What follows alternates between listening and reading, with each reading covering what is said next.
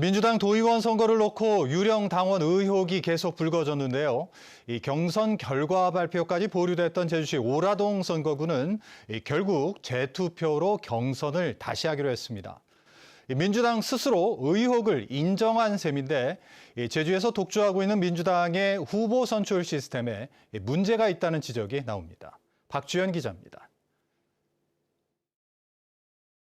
더불어민주당 제주도당 공천관리위원회는 지난 14일 경선 결과를 발표하면서 제주시 오라동 선거구를 제외했습니다. 오라동 6개 마을 회장과 이승하 예비후보가 다른 지역에 사는 권리당원이 오라동으로 등록해 투표한 것으로 의심된다며 유령당원 의혹을 제기했기 때문입니다. 지역 인구 대비 비상식적으로 급증한 권리당원의 수, 타 지역 주민들이 권리당원 등록이 의심되는 정황. 이승하 후보가 관련 증거까지 제출하면서 민주당 도당은 결국 권리당원 10%에 안심번호 선거인단 투표 90% 방식으로 재투표하는 방안을 중앙당에 제출했습니다. 민주당 최고위원회는 권리당원 비율을 20%로 늘리고 안심번호 선거인단 투표를 80%로 조정해 의결했습니다.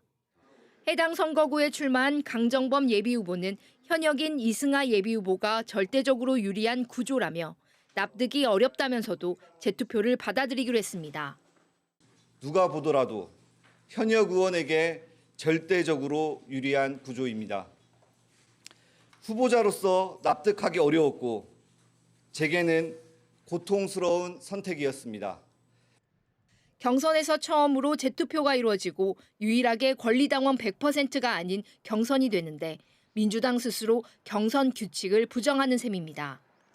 특히 의혹에 대한 진상조사도 없이 유령 당원 의혹을 덮으려는 꼼수라는 지적도 나오고 있습니다. 그 사실관계를 규명하지 않고 오로지 어쨌든 선거에 미칠 영향을 최소화하기 위해서 서둘러서 의혹을 이렇게 덮으려는 의도가 아닌가라는 생각을 합니다.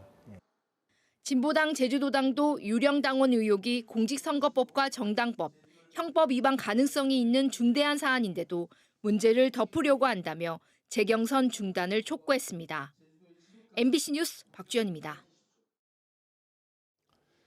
제주도의회가 임시회를 열고 오는 30일까지 고유가 피해 지원금 지급과 선거구 획정 등을 논의합니다. 이번 임시회에서는 제주도와 교육청이 제출한 추경 예산안을 심사하고 지방선거 도의원 선거구에 대한 조례 개정안을 의결할 예정입니다. 제주도와 교육청은 고유가 피해 지원금과 학교 운영비 지원금 등을 편성한 추경 예산안을 제출했고 도의원 의원 정수 조례 개정안은 선거구를 현행대로 유지하고 비례대표를 13명으로 늘리는 내용입니다. 김한근 제주시장이 소유한 농지 옆으로 도로 확장 사업이 진행돼 이해 충돌 여부가 논란이었는데요. 제주도 감사위원회가 조사에 착수했지만 조사 의뢰나 처벌 결정을 결국 행정이 해야 해 이 부실 조사에 대한 우려가 나오고 있습니다. 현행법의 맹점을 홍수연 기자가 취재했습니다. 자신이 소유한 농지 옆 도로 확장 사업을 MBC 보도로 인지했다며 지난 2일 사적 이해관계 신고서를 제출한 김환근 제주시장. 그로부터 10여일 뒤인 지난 13일 제주시는 해당 사업에 대한 김 시장의 이해 충돌 여부를 조사해달라며 제주도 감사위원회에 조사를 청구했습니다. 공정성과 행정의 신뢰를 위한 결정이라고 밝혔지만 시장 임기를 2달여 남기고 시간 벌기 아니냐는 비판과 함께 곱지 않은 시선이 공직사회 안에서도 나옵니다. 신청사항만 쓰면 되는 건데 그런 의무도 있어요. 근데 시장님이라면 더 하셨어야죠. 그리고 네, 그건 맞아요.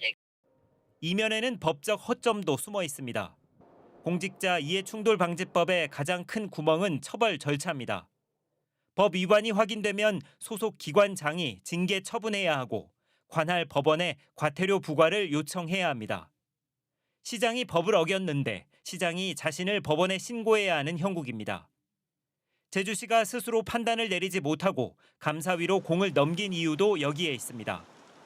조사가 진행되는 동안 사법기관 판단이나 즉각적인 징계 논의는 뒤로 밀릴 수밖에 없어 보다 강력한 제재가 필요하다는 지적입니다.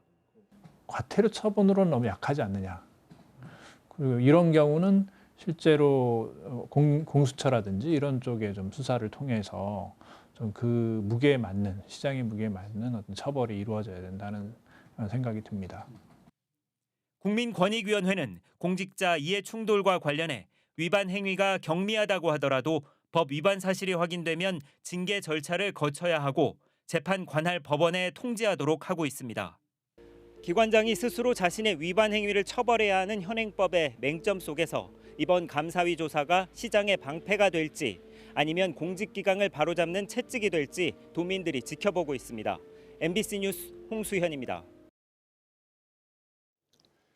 중국에서 배를 타고 제주에 미입국한 중국인 한 명이 추가로 검거됐습니다.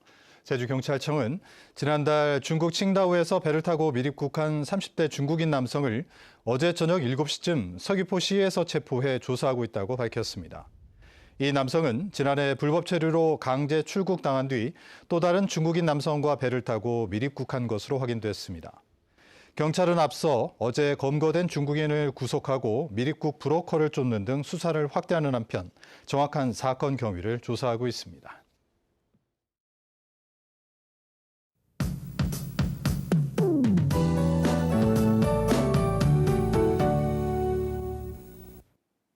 네, 오늘은 그야말로 화창한 봄 날씨였습니다. 토요일인 내일도 평년과 비슷한 기온을 유지하겠지만 아침 저녁으로 9도 안팎으로 기온차가 벌어질 텐데요.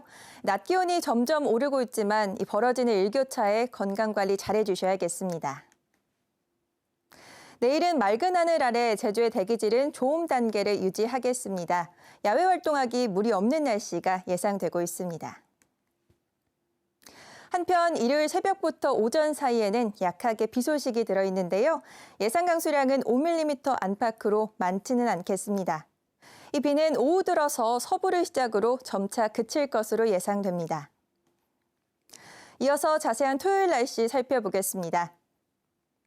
아침 기온은 서부와 동부 12도, 낮 기온은 남부가 20도까지 예상되고 있고요. 일요일 날씨입니다. 대부분 지역의 아침 기온이 14도로 시작해서 낮 기온은 19도까지 오를 것으로 보입니다. 이어서 바다 날씨입니다.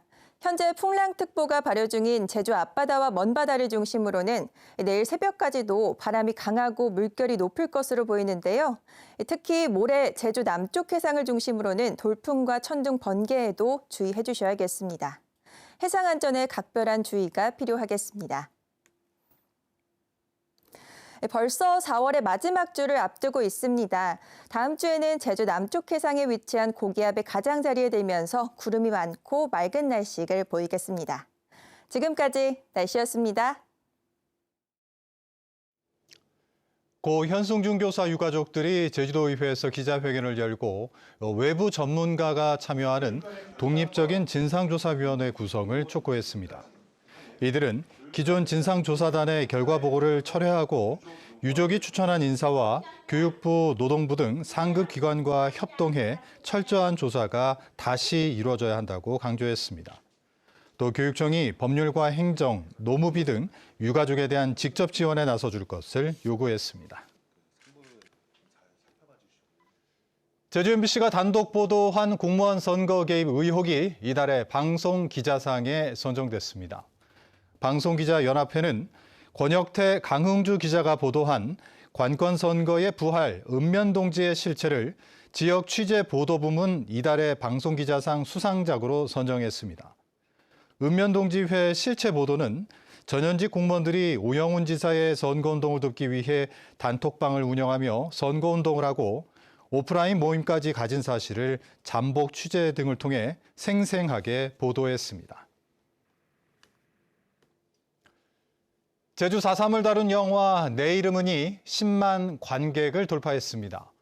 영화진흥위원회 집계에 따르면 영화 내 이름은은 개봉 5일 만인 지난 19일 10만 관객을 돌파했고 어제 기준 누적 관객은 13만 4천여 명으로 집계됐습니다. 이재명 대통령과 김혜경 여사도 개봉 당일인 지난 15일 서울 용산 CGV에서 영화를 관람했으며 국가폭력에 의한 피해는 학살과 다름없다며 형사에 있어서 공소시효를 없애는 것이 옳다고 말했습니다. 지방선거 서귀포시 지역 민주당 도의원 후보 경선에서 현역 도의원들이 후보로 결정됐습니다. 더불어민주당 제주도당 선거관리위원회는 이 4명의 예비후보가 출마한 서귀포시 동홍동 선거구에서 과반 이상을 득표한 김대진 의원을 결선 투표 없이 최종 후보로 선정했습니다. 서귀포시 대천과 중문 예래동 선거구에는 임정은 의원이 민주당 후보로 확정됐습니다. 제주경찰청은 제주시 삼도동의 한 건물에서 불법으로 성인 게임장을 운영한 50대 남성을 붙잡아 조사하고 있습니다. 이 남성은 게임 포인트를 현금으로 환전해주고 입구에 CCTV를 설치한 뒤 얼굴을 확인하며 단골 손님만 받는 것으로 경찰 조사 결과 드러났습니다. 경찰은 현장을 단속해 컴퓨터 70넉 대와 현금 1,400만 원을 압수하고 정확한 운영 기간 등을 확인하고 있습니다. 제주에서 중국인 소매치기 범죄가 잇따르고 있습니다.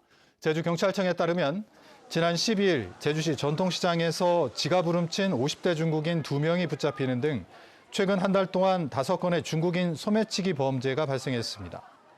범행은 주로 시장이나 버스, 길거리 등에서 이뤄진 가운데 경찰은 중국인 소매치기 전담반을 구성해 수사를 진행하고 있습니다.